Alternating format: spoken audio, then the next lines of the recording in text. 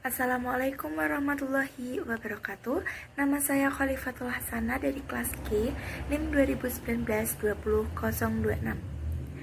Dalam materi kali ini, dalam hukum perusahaan saya akan membahas tentang pengertian hukum perusahaan, bentuk-bentuk hukum perusahaan, dan dasar hukum tentang hukum perusahaan. Yang pertama, mari kita membahas tentang pengertian hukum perusahaan. Hukum perusahaan merupakan sebuah hukum yang mengatur tentang seluk-beluk bentuk hukum perusahaan. Hukum perusahaan adalah pengkhususan dari beberapa bab dalam Kitab Undang-Undang Hukum Perdata dan Kitab Undang-Undang Hukum Dagang yang dikodifikasi ditambah dengan sebuah peraturan perundang-undangan lain yang mengatur tentang perusahaan atau hukum yang tertulis dan yang belum dikodifikasikan. Selanjutnya, mari kita membahas tentang bentuk-bentuk hukum perusahaan.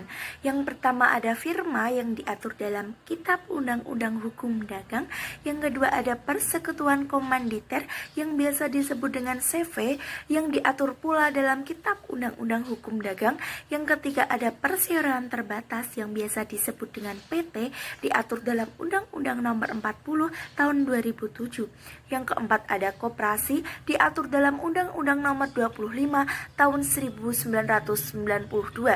Yang kelima ada perusahaan umum dan perusahaan perseroan yang diatur dalam Undang-Undang Nomor 9 Tahun 1969. Pertama-tama, mari kita membahas tentang firma. Firma adalah bentuk kemitraan badan usaha untuk menjalankan dan mengembangkan bisnis antara dua orang atau lebih dengan nama perusahaan bersama. Menurut Undang-Undang Dagang, firma adalah suatu perjanjian kerjasama antara dua orang atau lebih untuk menjalankan sebuah perusahaan dengan nama bersama untuk mendapatkan manfaat dari hak-hak material bersama untuk mencapai tujuan para pihak yang mereka janjikan untuk menyertakan uang, barang, nama baik, hak atau kombinasi daripadanya ke dalam persekutuan. Ciri-ciri firma ada 5. Yang pertama, sekutu aktif dalam mengelola tugas.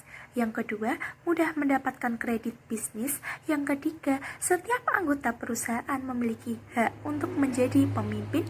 Yang keempat, perjanjian yang tegas dapat dibuat di hadapan notaris. Yang kelima, ada tanggung jawab dalam resiko kerugian tak terbatas. Kelebihan firma yang pertama, pemimpin di perusahaan dapat dibagi sesuai dengan keahliannya masing-masing. Yang kedua, kesinambungan badan usaha terjamin. Yang ketiga, pinjaman untuk modal lebih mudah diperoleh. Yang keempat, modal firma lebih besar daripada bisnis individu. Pun demikian, di dalam firma ada kelemahan firma, antara lain yang pertama, sulit membuat keputusan karena perbedaan pendapat dari kedua pemimpin. Yang kedua, jika Anda bangkrut, aset pribadi Anda akan diansurasikan. Yang ketiga, kesalahan dalam anggota harus dibagikan. Selanjutnya, mari kita membahas tentang persekutuan komanditer atau biasa disebut dengan CV. CV adalah suatu bentuk badan usaha persekutuan yang didirikan oleh dua orang atau lebih, di mana beberapa anggotanya memiliki tanggung jawab yang tak terbatas dan sebagian anggota lainnya memiliki tanggung jawab yang terbatas. Di dalam CV pula terdapat jenis-jenis CV. Yang pertama, persekutuan komanditer murni, persekutuan komanditer campuran, dan persekutuan komanditer bersaham. Kelebihan CV yang pertama, proses pendiriannya tergolong mudah. Yang kedua, kemampuan manajemen badan usaha berbentuk CV umumnya lebih besar. Yang ketiga, resiko perusahaan dapat ditanggung secara bersama-sama oleh sekutu. Pun demikian, terdapat kekurangan CV. Yang pertama, operasional CV tergantung pada sekutu aktif yang bertindak sebagai pemimpin sekutu sehingga kelangsungan hidup perusahaan tidak menentu. Yang kedua, modal yang telah disetorkan ke perusahaan sangat sulit untuk ditarik kembali. Yang ketiga, mudah menjadi konflik antara sekutu pengusaha di dalam CV. Oke, untuk selanjutnya mari kita membahas bentuk ketiga dari hukum perusahaan, yaitu perseroan terbatas atau biasa disebut dengan PT. PT secara umum adalah suatu unit atau badan usaha berbentuk hukum yang mana modalnya terkumpul dari berbagai saham dan setiap pemiliknya memiliki bagian dari banyaknya lembar saham yang dimiliki oleh masing-masing investor. Jenis-jenis PT ada 6. Yang pertama PT terbuka, PT tertutup, PT kosong, PT perseorangan, PT terbatas, dan PT asing. Ciri-ciri PT yang pertama, PT didirikan untuk mencari keuntungan. PT mempunyai fungsi komersial dan juga fungsi ekonomi. Modal perusahaan PT didapat dari lembar saham yang dijual dan obligasi. Yang keempat, perusahaan PT tidak memperoleh fasilitas apapun dari negara.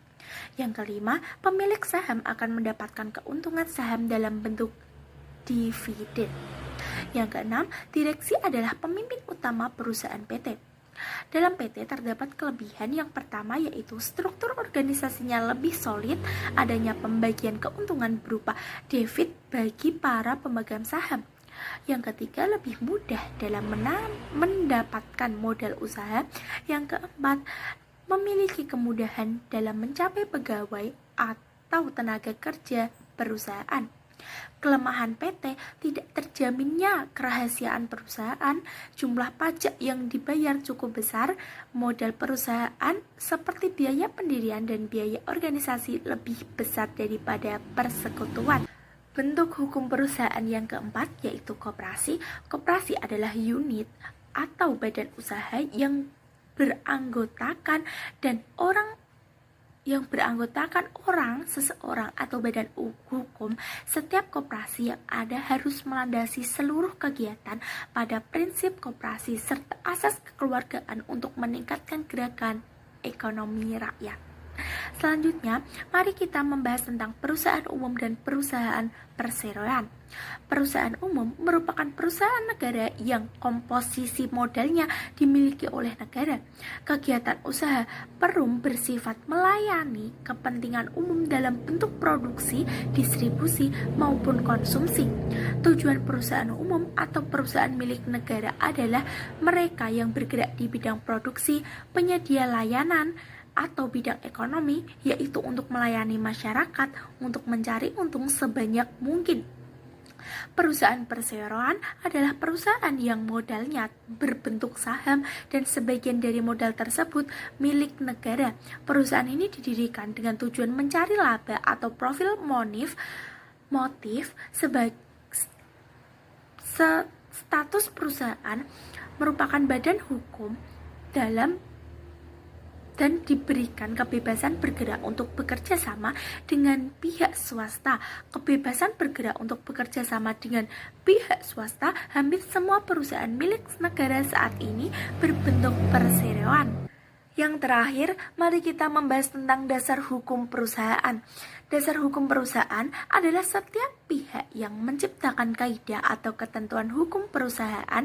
Pihak-pihak tersebut dapat berupa badan legislatif yang menciptakan undang-undang, pihak-pihak yang mengadakan perjanjian, yang menciptakan kontrak, hakim yang memutus perkara, yang menciptakan jurisprudensi masyarakat, pengusaha yang menciptakan kebiasaan mengenai perusahaan. Dasar hukum perusahaan tersebut yang pertama adanya perundang-undangan, yang kedua adanya kontrak perusahaan, yang ketiga adanya jurisprudensi, yang keempat adanya kebiasaan. Sekian presentasi dari saya. Wassalamualaikum warahmatullahi wabarakatuh.